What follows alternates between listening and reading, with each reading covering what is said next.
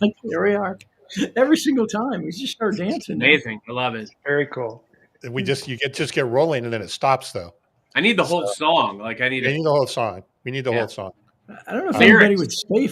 I don't know if they'd stay for the whole song. I propose we leverage AI to go back and pull like all of our old episodes and like write an actual song with lyrics for that. So there you go. And then we could have a special episode where we introduce that and then we do the video with it, the music. I think that could be a hit. I think, man, rock stars, here we come. That's right. All right. Now we can get back to the real world. Speaking of rock stars. That's right. Speaking of rock stars, welcome to episode number 134. We have Tom and Brandon and Carson all back at the same time. And yes, a rock star guest with JD Miller. So JD, welcome. Thanks for having me. It's great to be here. So we're going to talk about with JD today a bit about kind of the sales and marketing, modern sales and marketing strategies from the viewpoint of how kind of private equity and acquirers look at things. And as your company evolves, what are some best practices that we're seeing and strategies that we're seeing? I think it's going to be a really interesting episode, kind of looking at it from that vantage point. Well, and I would say, why don't we start by telling everybody that JD is 6 for 6 in his startups and companies that he's built or grown and exited. I mean, come on, batting 1,000. That's like, been fortunate to be in the right place. You're like the GOAT. You're the Michael Jordan of venture capital. He has a lot of rings. Yeah. I would say I would rather be lucky than good sometimes. But my first job out of college, I worked at a small.com that had done $750,000 of sales their first year. That seemed like a lot of money to me as a college graduate. You do the math of there were 26 employees, but 6 years later, we went public with a $9 billion valuation and we're the largest tech IPO until Google. And so that set me down the path of how can I repeat that? And it's always been, increasingly responsible sales jobs in B2B tech companies. JD, what was that first company's name? What was it? Vignette. And so the late 90s, our sales pitch was calling from the internet. Really, do you need a website? Vignette was quite the hot company in the day. It was. Yeah, I remember. And then curiously, I actually started at a company that was acquired by Vignette and the founder, Introspect. And the founder of Introspect then went on to found another small startup called Siri and hit it again, talking to his computer and ultimately sold that one to Apple. Wow. And Apple still hasn't figured that one out yet. All right. Well, hey, before we get into this, as always, we want to thank Fist Bump for the sponsorship.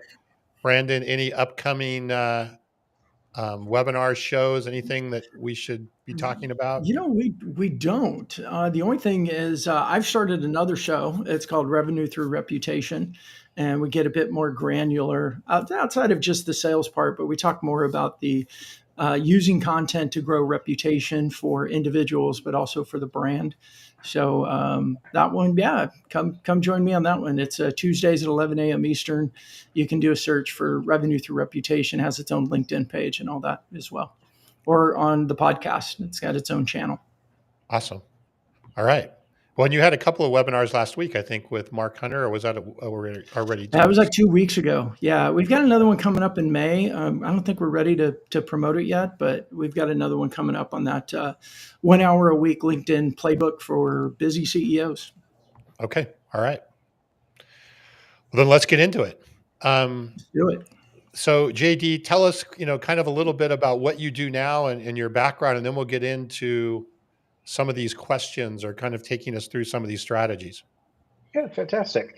Yeah, so following that Vignette experience, I have spent the last 25 years in B2B tech sales. I began as a sales engineer, quota carrier, and then, ultimately CRO a bunch of times, CMO, and country president for the US, but always backed by private equity firms. So 6 times I've been involved in the sale of a company through private equity. And today I work for PE firms themselves as what we call an operating advisor. So I'm the guy who sits on the board who knows something about sales and marketing, and I get to work with portfolios of companies, coaching and mentoring their sales leadership team and lending a hand when that's needed too.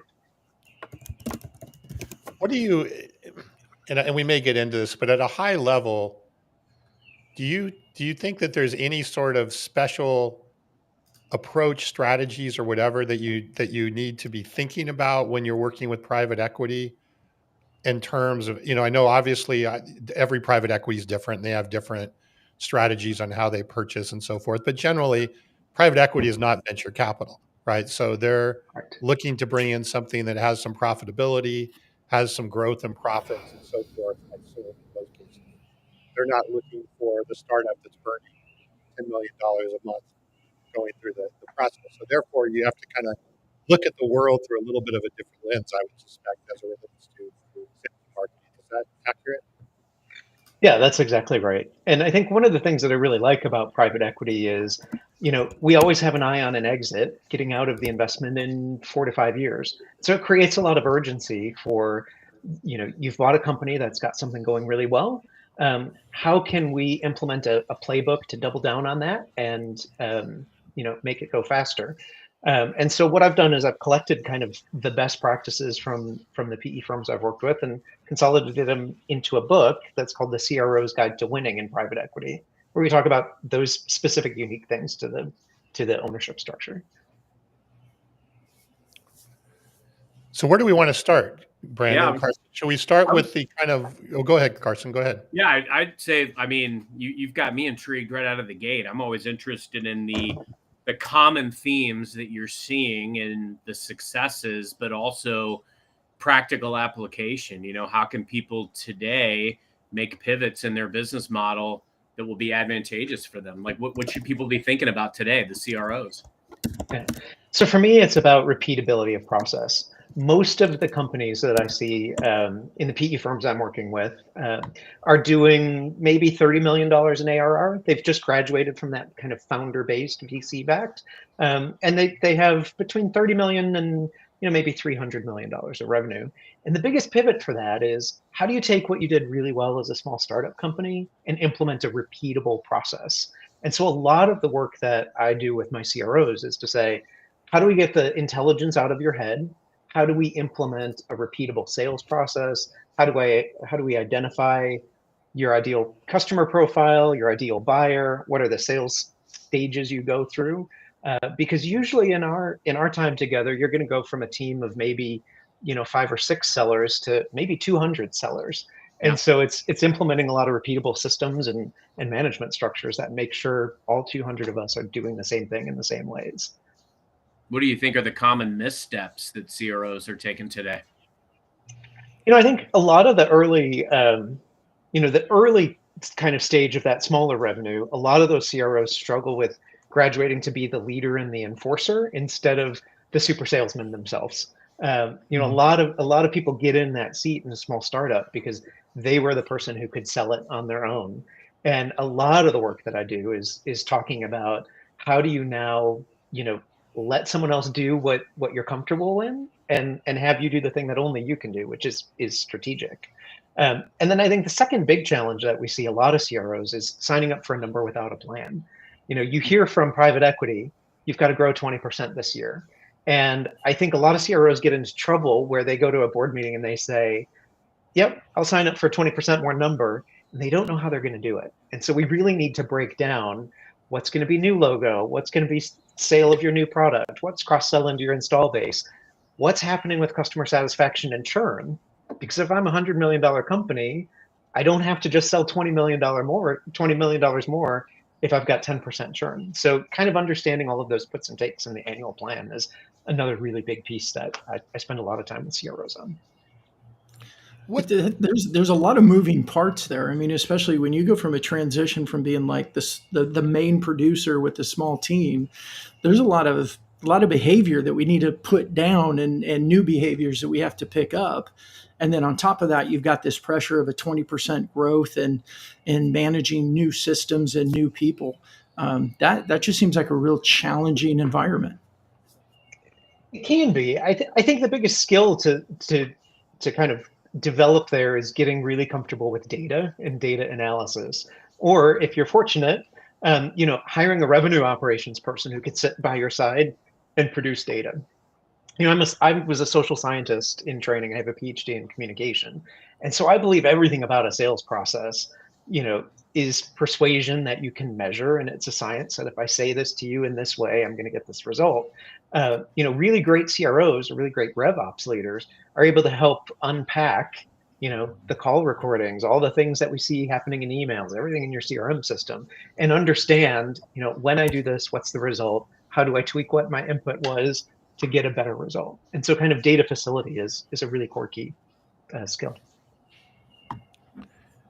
So what would be the smallest company generally right now that you're getting involved with? Is it a $10 million company would be on the small end, or? I have one right now. They're in Austria. They're about 15 million in ARR. But Okay. yeah, we start talking to those folks, at the 8 and 10 million, and then once we see that there's a great product or a great message, or you're kind of onto something and how you can sell it, we'll go ahead and buy that and put a lot of effort behind, replicating it at bigger scale. So JD, how would you? Oh, go ahead, John. I was just going to ask part two to that is you as you then acquire these companies, and I have a small company, it's not quite that size yet, but we're investing a lot in process and repeatability and metrics, even at a small company. Are you seeing that these companies that are coming in at 8, 10, 12 million ARR are really lacking a lot of that, and they're really just kind of operating by the founder and basically letting the product or their technology carry them? I see that a lot. Now that may be a function of the PE firms that I work with. Everyone's got sort of a different investment thesis. Yeah. So there are some PE firms that are great at saying, "Let me teach you how to sell really well," and having someone on the bench who's a CRO advisor, that's one of the things we do really, really well. So we tend to have a lot of great products that need a sales engine. There are other PE firms that say you may have a great sales engine and I've got to really double down on helping you differentiate your product, and they'll put money into product development and understanding product market fit too. So it kind of depends on your board and your investors. Okay. Makes sense. Go ahead, Carson. Sorry. Yeah, no, with your wealth of experience, JD, how has the game changed? Obviously what technology and AI and data can do and point us to now, I would have to think that, the savvy CROs are looking at where they can get an edge. What are you seeing in that space? How are the smart CROs adopting technology? I think a lot of it right now is about knowing your customer so much better. When I started selling 20, 25 years ago, we used to get grace from prospects who would say, I can show up and have a blank sheet of paper and say, tell me about your problems and what would be ideal for your weird craft solutions. Today, everything that you can know about someone is available online. And so prospects expect you to show up with a point of view. I've done my research. I've seen your website. I have this thesis that this is broken and I'm going to come fix it for you. And then I also think on the coaching side, when we talk about performance management of sellers, AI gives us access to so much more than we ever used to have before. So it used to be, as CRO, I could get in the car and, maybe go on 2 sales calls with the seller in a quarter. Now, when literally every call is recorded, AI has transcribed it, I can really quickly, at the end of every day, see what did all of my sellers talk about, where are the pitfalls they've had. I use a medic-based sales process. So which of those medic questions are we consistently failing to answer well? And you can have a lot more real-time coaching. So it's really just kind of raised the game and raised the stakes for sellers to be much better than they ever used to be. It's incredible. So let's go down the road, and Brandon, I want to get you to kind of drive this a little bit. I know this is an area that you've had a lot of experience with, is this SMarketing concept, right? Which is the idea of combining sales and marketing tighter together and working closely together. Brandon, where should we start on that? Because I think there's a lot of things that we can unpack here. Yeah, I think let's start, JD. I'd love for you to kind of define what does that concept of marketing really mean, and why is the marketing motion and the sales motion being more integrated so important now, especially? Yeah. So I first learned about SMarketing actually from a chief marketing officer named Andrea Brody. It's about 10 years ago. And I was hired to lead the global sales motion at this company. And the PE firm was well down the path on their hold period. And we had about a year left before we needed to get the company sold. And we were really looking for the right results. And I got into the conversation by saying, well, where do the BDRs report? And I want them reporting to me. And she said to me, let's stop thinking about sales and marketing and really let me talk to you about the combined organization, the SMarketing org. We're both leaders of it. It doesn't matter what reporting structures are. It doesn't ultimately matter, other than the two of us together have got to get to this number. And it really led to this tight collaboration that said, okay, if the business's goal is to grow 20% this year, what's our average deal size? How many deals do we need to do? And then all of the kind of predicting behaviors. What's our win rate? So how many opportunities did I need to have? What's my sales cycle look like? How many meetings did I have to have? How many cold calls did I have to have? All of that sort of stuff, that's precursors to getting to the number. And I think what was really exciting about that is, in a lot of organizations, sales and marketing are pointing fingers at each other, saying, oh, if sales would win more, the world would be easier. Oh, if marketing would give me better quality leads or more of those leads, my life would be easier. And when we think about SMarketing, we can have those conversations that, yes, I need to improve the skill of my sellers, but the fact of the matter is, this is how good they are today. So what are we collectively going to have to do with the team, with the resources we've got today to get to the results that we're trying to get to?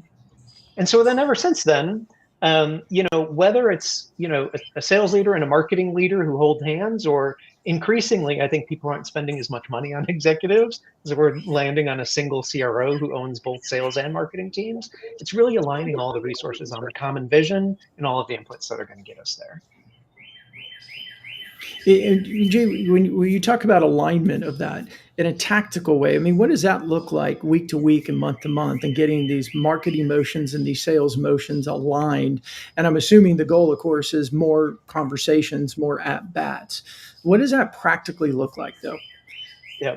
So for me, it all kind of lands in what are the metrics and what is the process we're going through. And I focus a lot on a sales velocity metric, which is basically measuring all of the activities and how much revenue do we produce every day.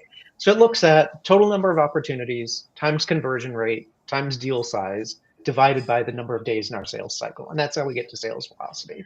But then my marketing leader, me, my sales leaders are looking at least every 2 weeks at each of those inputs. So, together we say, we're trying to get to this $20 million growth number this year. If things keep running the same way they are, how many opportunities do I need to have? What's my win rate? What does that deal size need to look like? How fast does that cycle need to flow? And then every 2 weeks, we're checking in. Are we hitting those expectations? And if we're not, what do we need to tweak? And sometimes I don't have as many opportunities, and maybe I need to invest more marketing dollars there, but maybe I'm overperforming somewhere else. And so it's kind of constantly adapting what the total equation looks like to get to the revenue goal. And when you're looking at that, so I'm going to lean in more on the marketing side or the content side, because I find now that the content is so important for creating initial reputation, creating brand, creating that awareness. So are you getting into the data and some of that content, like where the clicks are coming from, where the conversions are taking place, making adjustment in messaging, or what does that look like where you got sales and marketing working together? Because the opposite is sales and marketing are in two different silos, and the only communication they do is usually giving each other the finger because they're upset with each other. But you're not giving me enough leads. Well, you're not converting my leads. What does that look like when there is proper alignment and working together to solve the problem instead of working apart? Yep. Well, I think you're exactly right. Content-based marketing is such a ubiquitous thing, and it's become so inexpensive for me to blast off a couple hundred emails and do different things. And so the data that we're seeing today is that it takes about 17 touches to turn someone from a totally cold prospect to someone who's going to take a sales call with you. So part of what we're doing with SMarketing is to align on what are those 17 touches.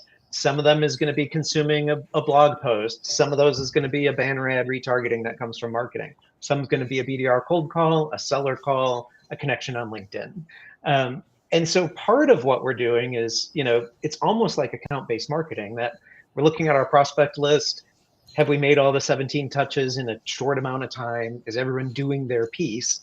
And then the second piece is, which of those is the most effective? Because I would like to shave 17 down to 15 to 13 and get it faster. And so instead of marketing on one side talking about whatever they talk about and sales talking about something else, is how do we actually align the message that we're talking about, so we look like a unified company to everyone who's engaging us in all the different channels. Yeah, that's what I was hoping to you were going to say and to get to, and I think so often even smaller teams, marketing's got their plan, they've got their goggles on, and this is what they're looking at, and sales looking this way, and without that alignment, it just seems like maybe instead of 17, it becomes 30 because they just keep missing, and what sales is talking about and what marketing is producing are not in alignment and really creating more confusion across buyers. Right. We've all had the experience of, sales is doing whatever they're doing with their prospects, and all of a sudden, marketing calls up a seller and says, "We have a trade show in 2 weeks, and I need you to drive more, registrations to the booth." And the seller's kind of scratching their head, saying, "It's 2 weeks out. I had no idea it was coming, and that's not at all what I've been talking to my prospects about."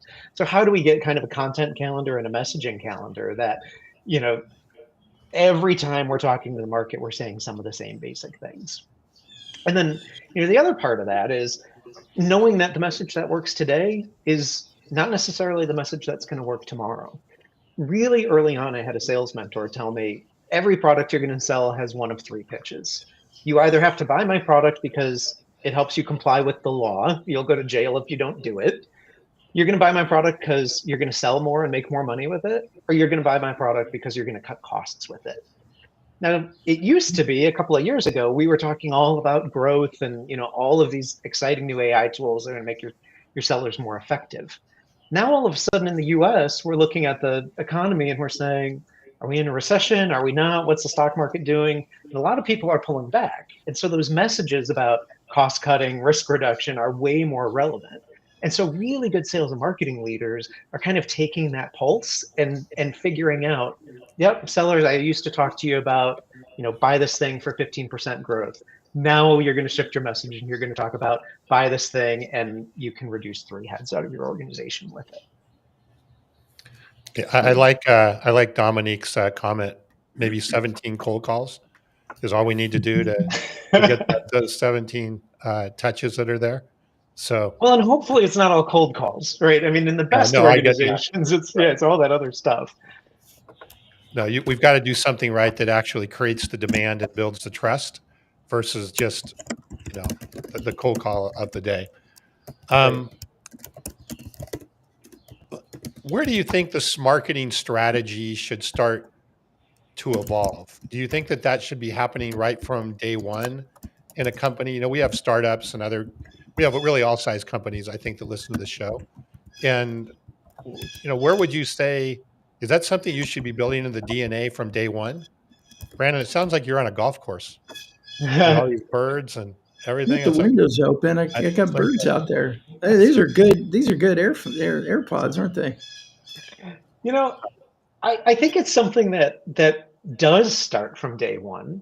But I remember those early days at Vignette when we were 26 people. It naturally happened because we had a single leader and we had 2 salespeople, and so they naturally knew all of the marketing messages and all the sales pitches and the events we were going to, and there was a lot of unification there.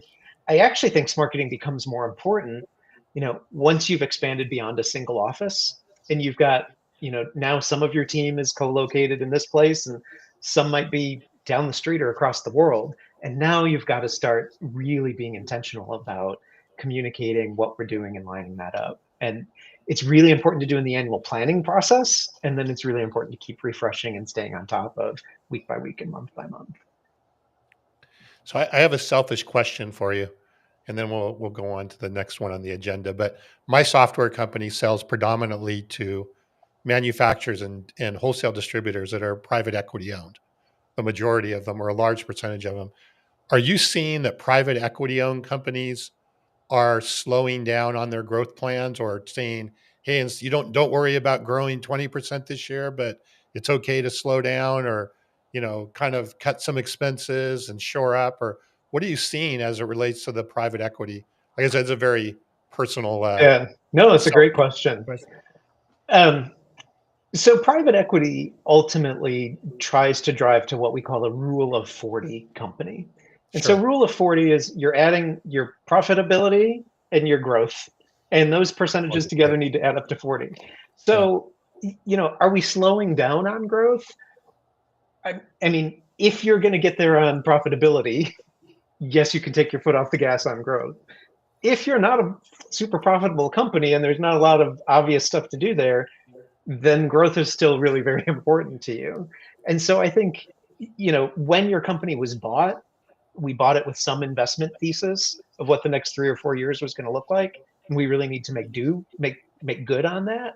But I do think as the economy goes up and down, we're constantly reevaluating those levers of, which one is sort of in the lead today. Got it. So how do we adjust that 40? It still stays at 40, but are we putting Right. more emphasis on the growth side of the equation, or the net income side of the equation, or the profitability side of the equation? Right. And I think it's very, I think it's very dependent on the company that you're holding. A manufacturing company, we hear a lot about tariffs today with them on, where their raw goods are coming from. There's probably not a lot of profitability motion to happen there. We're going to have to make up for it on growth. Um, you know, other industries may have, different kind of levers that they can pull there. No, makes total sense.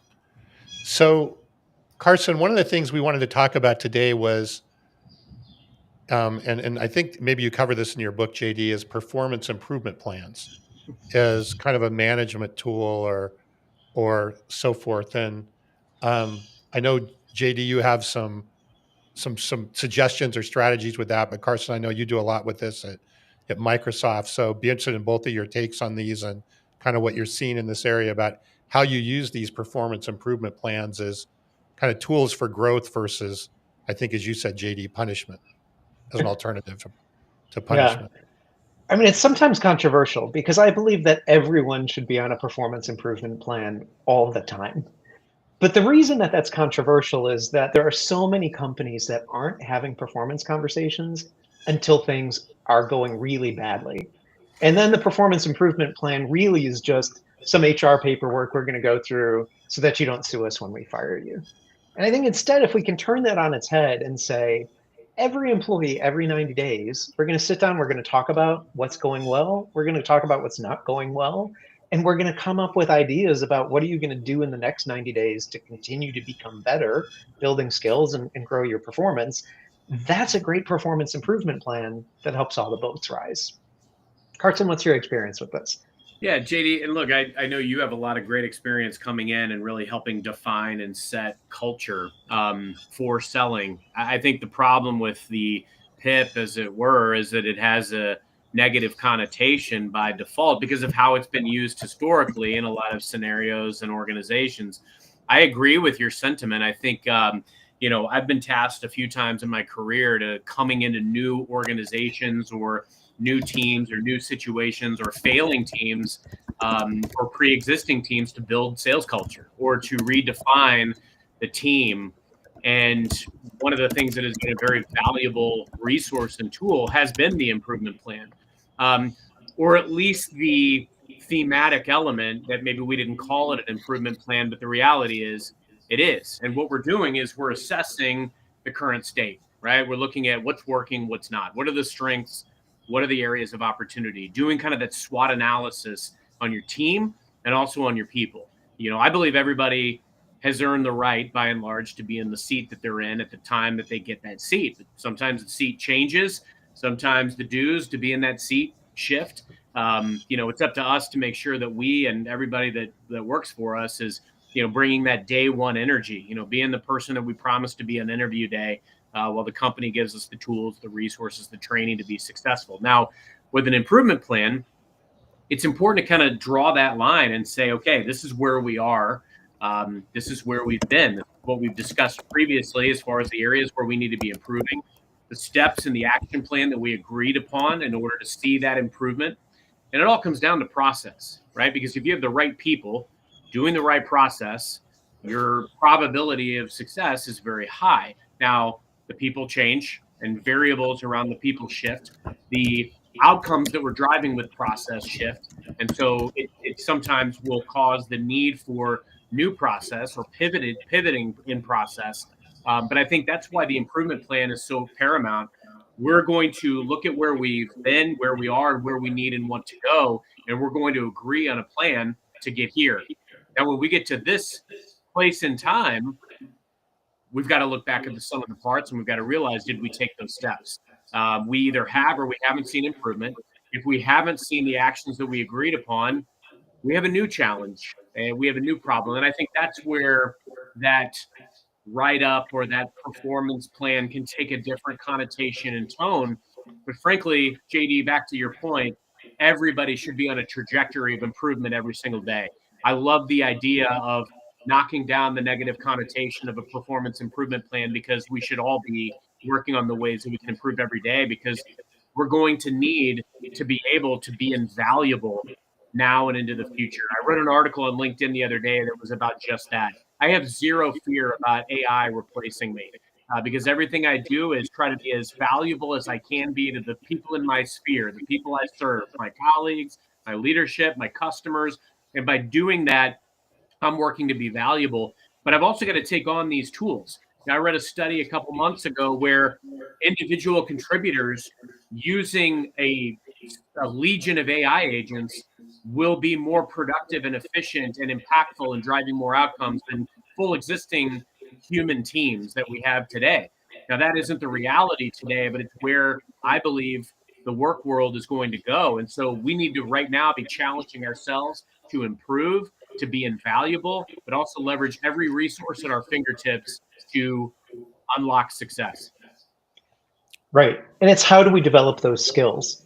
I think a big piece about the performance improvement plan template, and we probably should rebrand it something else, is, yes, what's going to happen for the next 90 days, but also long term. What's your future career? And what are the skills that we need to be thinking about a year from now, 3 years from now? Because maybe you don't want to be a mid-market seller forever. What are the things to get promoted to enterprise? Or it's very different to manage a team. What are those skills supposed to look like? And so whether we call it a PIP or we call it something else, it's having a really clear conversation about, the constant development. I saw a couple of weeks ago, Clary published their State of Sales 2025 report. And they looked across all of the, I don't know who their organizations were, but hundreds of organization sales teams. And they found two things. One was that there are about 10% of sellers who were doing 62% of their company's business. And we're used to that. You've always got some top performers, and maybe you've got an enterprise team. But what I found was really astonishing is the bottom 50% of sellers collectively were only selling 7.5% of the revenue of the companies they worked for. And so that told me, it got me really thinking about this notion of performance improvement.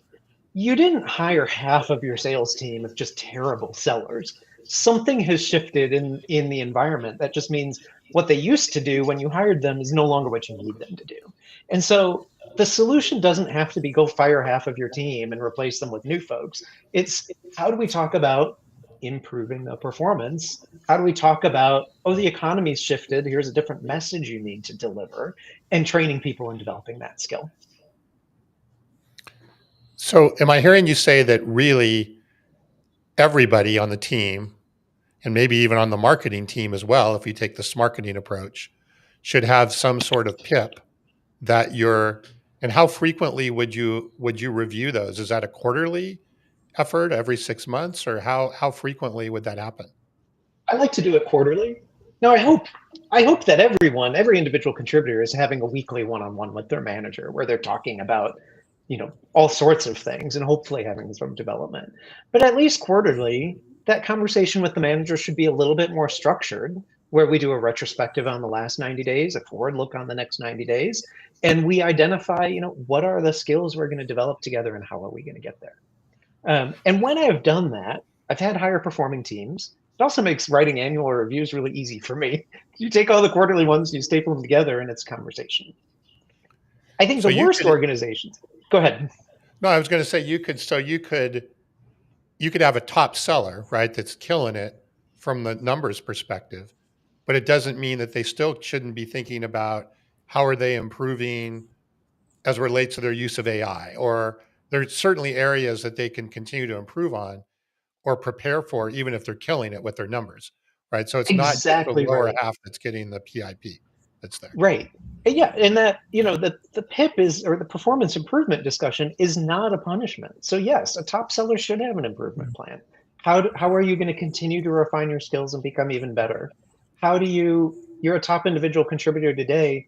What do you want to do in your career 5 years from now? How do we improve your skills to set you up for that next step?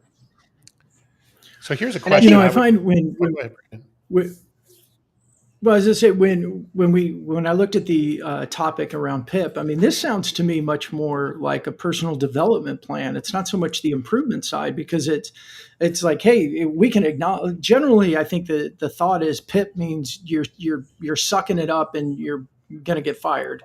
It's Where punitive. what Yeah, we're it's talking intense. about though is a better culture of, hey, we want to personally, we want to partner with you and align with you for personal development. Like where do you see yourself going? What are the skills that we need to create in you? And then it's that combination of, I think, from a good culture standpoint, what the employee, what the person wants, but then also what the company's going to need in the future, and aligning that as more of a training and personal development plan.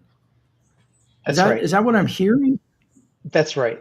And I really got religion on this, you know, maybe 15 years ago, when I was fired by surprise. I had been in a job I thought was going really, really well. It was a stretch role for me. My manager didn't talk to me very much. He traveled a lot. So maybe every 2 weeks I saw him briefly. And I was there a couple of years, and I think things are going great.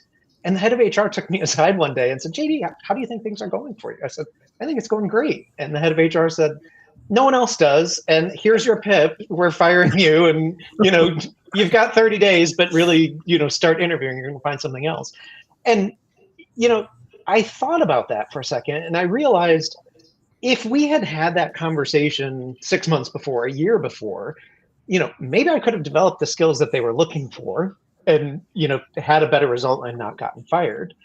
Now, it was bad for me, losing the job. It was bad for them too, because if they didn't have a development plan with the next person who came in, they're going to be in the same Right. cycle. And so it costs them a lot of money in severance with me. It costs them a lot of money on the recruiter to find the next person, lost time of ramping the person into the role. And if you miss that coaching opportunity, you're just going to be on this cycle. And so, that was kind of the spark of me saying, we really need to have development conversations much more frequently because it's good for everybody. Hey, JD, when you got that PIP unexpectedly, or that when you looked at it, did you see things on there that when you looked at it go, oh wow, maybe they're right about some of these things, and had I known this 6 months or a year ago, I would have worked on these. I just didn't know that this was important for what they were looking for. Or when you looked at it, that was, Absolutely. I mean, yeah, absolutely. I was in my 20s and had never even okay, heard of this kind of stuff. But, a lot of times when people are producing these documents, it has built up so far and gotten so bad that the decision's already made. We're moving on from you. You're terrible for the culture. You're terrible at this, whatever. And the kinds of hurdles that we put in those documents, you've got 30 days to get to 200% of quota. Well, that's never going to happen. Where if, on a monthly basis, we were talking about, hey, you kind of missed your quota a little bit there. Over the next 90 days, let's work on prospecting so you have a bigger pipeline. You can start to course correct early on and you're not pulling this huge ripcord. So stupid question here, but in that situation, I'm assuming you weren't having the weekly one-on-ones and you weren't having the quarterly development conversations. Like you didn't get any of that, Correct. Yeah, correct. And I think a right? lot of times, that can happen with growing companies too, where we take a good seller and we promote them to be head of sales, but they don't think about management. And so they're out talking to the biggest customers and closing deals on their own. And oh, yes, I have 5 or 6 or 8 people reporting to me, and they'll call me if they need something. And that's a development skill for that manager that someone needs to Mhm. teach. Here's some new process that you need to learn to be an effective leader of people. I remember years ago when I was a second line and I had a general manager who would, come to me, and it's like, he would always say, like, look at where the management problems lie in this. Don't always look directly at the sellers, because it is so critical that good sales culture requires sales managers to understand the why and how of the process. And frankly, a great seller does not a great manager make. In fact, I mean, even look at sports, look at athletics, look at baseball. Some of the greatest managers and coaches were, good, or maybe even, mediocre players at best, but they understood the fundamentals and the why behind the process. And I think that's the key. We've got to spend more time as organizations, and, thinking it from a CRO lens, even, we've got to think about the importance of building that sales culture. How do we do it, and why do we do it? Helping ensure that our teams understand the why behind what we're doing. There needs to be a level of transparency. JD, to your earlier point, like signing up for a big growth number, we need to understand how we're going to get there. We need to understand the importance of making that growth number for sustainable business success. We've also got to understand, okay, what are going to be the inputs that are going to be of vital criticality in order to drive the outcomes that we're wanting to drive. I mean, if I know that I need to get more, more revenue, what ultimately is going to lead to revenue? Let me double down on some of the things that I know work. Let me jettison or tweak some of the things that don't work. And sales managers and improvement plans, or whatever you want to call them, we've got to be spending time every week, 2 weeks, with every member of our team. We need to be hands-on in the field, inspecting and helping them improve. We've got to be willing to do the things that we're asking them to do. Otherwise, we're not going to take them to the next level. And JD, you hit on something else really important as well. The things that are working today may not work 3 months down the road. So we've got to also be very agile and able to pivot now more than ever, because the conversations with customers are changing, the data and what they have at their fingertips is changing, and what AI is capable of doing is going to continue to change too. That's why we can't get married to any expectation right now. I work in an industry that is making big shifts, and fortunately, I'm just an old grizzled sales veteran, and I'm going to roll with the punches, and I'm going to go wherever I can be valuable, and I'm going to do what I know to do, which is survive. But not everybody has had that experience or knows the importance of kind of leaning into these moments and really listening. What are my customers saying? What are the leaders saying?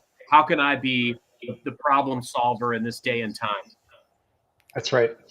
And a lot of times when I work with a CRO, the first time who's working in this environment, they're surprised that the board deck isn't just about the number, but it's about all these other things. And it's really important for me as a leader. Yes, I hope I'm delivering the number, and we want to do that pretty consistently.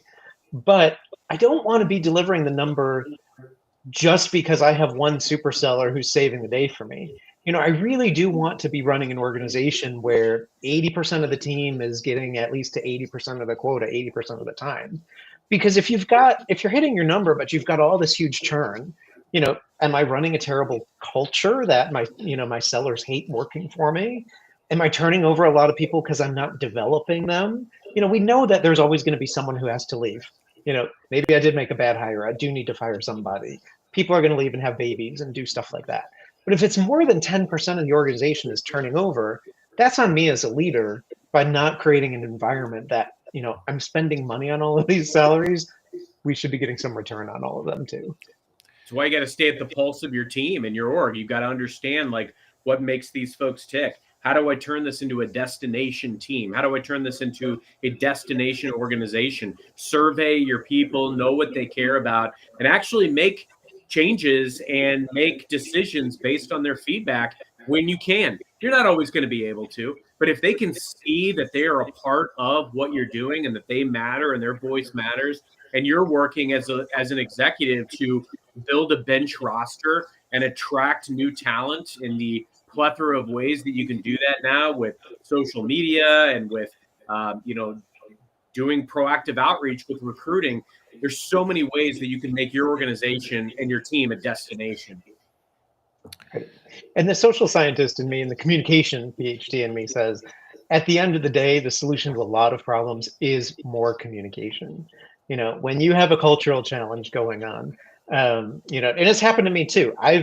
I've seen my name on Glassdoor reviews saying this is a terrible company to work for because JD does this thing. you know, Probably I stand behind what I did. It's the right thing to do, but I didn't communicate it well enough to you and explain why are we doing this unpleasant thing or this unpleasant change. And so more communication, more engagement is really going to win the hearts and minds of your team and then have them, follow to greatness. So what would you, JD, if you were, and you are, if you're talking to salespeople right now, probably in any size range company, and to your point, Carson, about the future of AI and everything that's kind of coming, what do you coach them on or tell them on, especially related to AI, on how they need to change or develop different skills? And it's interesting. I did a workshop with a team of salespeople at a wholesale distributor, I don't know, a month or so ago, and we were talking about AI, and there was a lot of nervousness about AI. Like, I don't want it in this building. It's going to replace me. It's going to do my job. Why do they need me? And our whole workshop was no, no, no, no. That's not really the way that it's going to be. But how do you coach people and help them develop and embrace AI versus be in fear of it? I really think it is about being comfortable getting uncomfortable. Um, I remember back in the 90s when I was part of the dot-com boom, and we were selling a lot of software to people saying, hey, you're a call center agent right now, and we're building this website that's going to be self-serve. Now, did we put call centers out of business? No, you can still pick up the phone and talk to somebody. But are there significantly fewer call center professionals than there used to be? Absolutely. And so, I think back then there were folks that had a fork in the road of saying, I'm not going to get on board with this new internet thing. And I think they're the ones who are left behind. And then there were folks that said, there's always going to be some kind of profession for me, but I better learn how I play with these technologies. And I think that's what we're finding with AI today too, is I don't think we should be sticking our head in the sand pretending it's going to go away. It's also, we're going to make a lot of mistakes with it, and we're going to make a lot of missteps with it. So I don't know exactly where I'm going to use it well in my job and where it's going to be a mistake, but I should get comfortable being uncertain about that and trying things out, because eventually something is going to rise to the top as the new way of doing business. And I want to be someone who knows how to do it. And should you welcome the opportunity for AI to help enable you and to do that better job, right? And I think that's a key part as well, is knowing that, hey, you could get better through the use of AI, no matter how good you are right now, right? That's right. I've been really fortunate in my career. We talked about 6 exits. The reason I am in the place that I am today is at every step of the game, I've said yes to a new opportunity that I was uncertain about. And so I could have been a great sales seller and said, I'm just going to continue to be the top seller in my next job. I want to be the top seller. Someone offered me an opportunity to lead a team. I said, I've never done that before, but let's give it a try. And then someone offered me an opportunity to be a CMO. And I said, oh, I've never done that before, but I'll give it a try. And sometimes I've done well with that, and sometimes I've completely failed at that. But being open to saying yes, trying something new is how we evolve our skills and we stay current in the world. Yeah, what's that phenomenal quote from Richard Branson? If someone offers you an amazing opportunity, but you're not sure you can do it, say yes, and then learn how to do it later. I think it's all about the experiences. I've been recruited to come do different things multiple times in my career, and I could stay over here in the comfortable sleepwalking, hit my number, phone it in, or I can go over here and do something brand new, get the experience, maybe fall flat on my face. But fortunately, I never have. I love that mentality, JD. And, Tom, when you're talking about AI and sales, what is it from our good old fabled story Moneyball? Adapt or die. That's right. That's right. I remember being a student at the University of Illinois in the 90s, and we had a convocation speaker who's the person who speaks at freshman orientation. And they told us 75% of you are going to graduate into jobs that don't exist today. And it was true. It was the late 90s. The internet came along, and boy, we had a whole lot of new things. I really believe AI is that same forefront, that so many students who are freshmen right now, 4 years from now, are going to be doing these jobs that didn't exist or look completely different because of the use of AI. And so learning to be comfortable and saying, I'm going to jump in with it. I'm going to figure it out. I'm going to give it my best shot.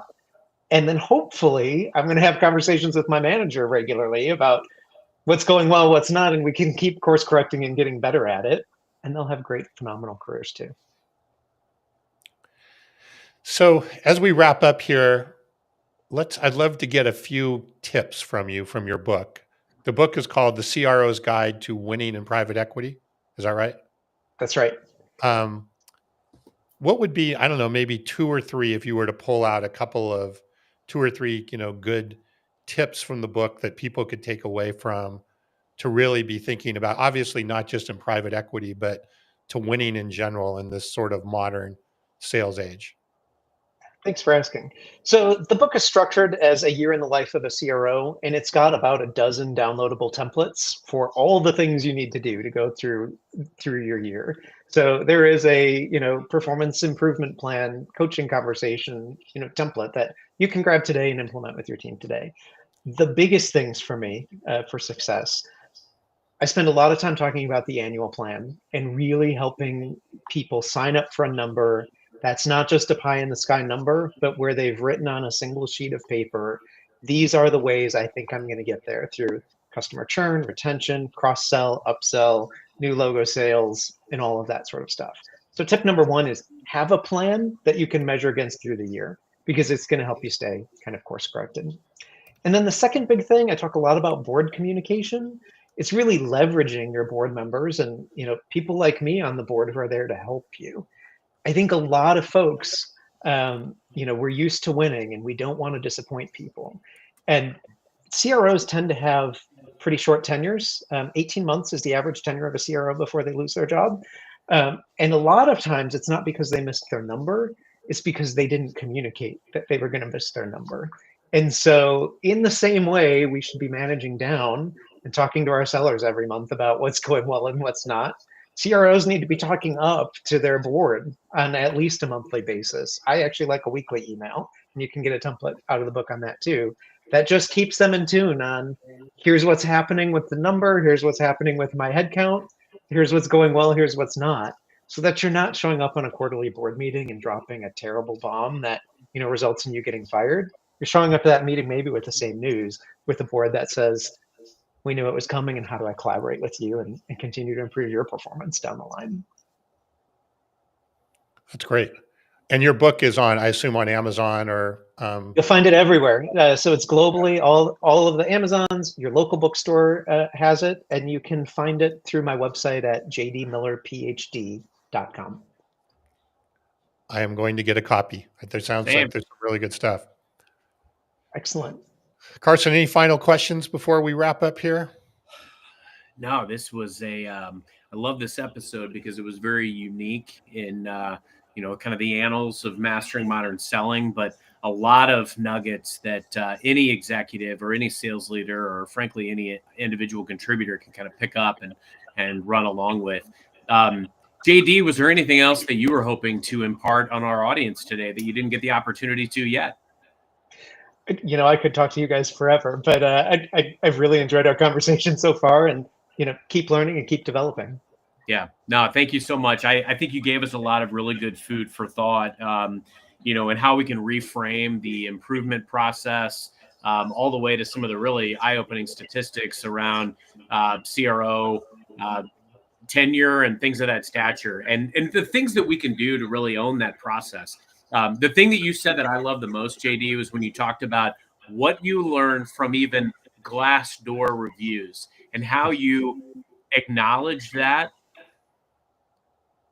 When I think about improvement plans and the connotation that they get, there is a stark difference between, giving people feedback that's fluff or giving them feedback that's negative because you're being given pressure to write somebody up from leadership, to giving people tangible, real, constructive feedback that they can absorb. And while it might sting in the moment, believe me, I've been blessed with managers that are willing to shoot me straight.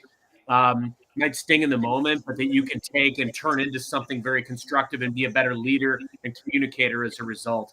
And I love that you called out, like, reading something on Glassdoor that, hey, you acknowledge they had this perception and I could do something different or better as a result. That's my biggest takeaway. So thank you for sharing that. Yeah, Well, and that's what I love about private equity is, we're always on a time clock of this company is going to get sold in 4 years, 3 years, 2 years. So we don't have a lot of time to screw around with feeling bad and hurt feelings. It's just about how do I make tomorrow better than today because I have one fewer day to get this company value bigger. And so let's just figure out how to keep doing that and evolving, and we'll all wind up in a great place. Well said. All right. Well, thanks again, JD. Like I said, we'll check out the book. Carson, wrap us up. Yeah. Hope everybody in Atlanta is safe with the weather. Yeah, what's going on there? Is there a storm there or something? Brandon needed to step away. Maybe Butch knows as well. I'm thinking about everybody in hot Atlanta. And thanks for everybody for joining. Dominique, thanks for the commentary. Charles had some great comments today, and Butch. And until next time, happy modern selling. Thanks, everyone.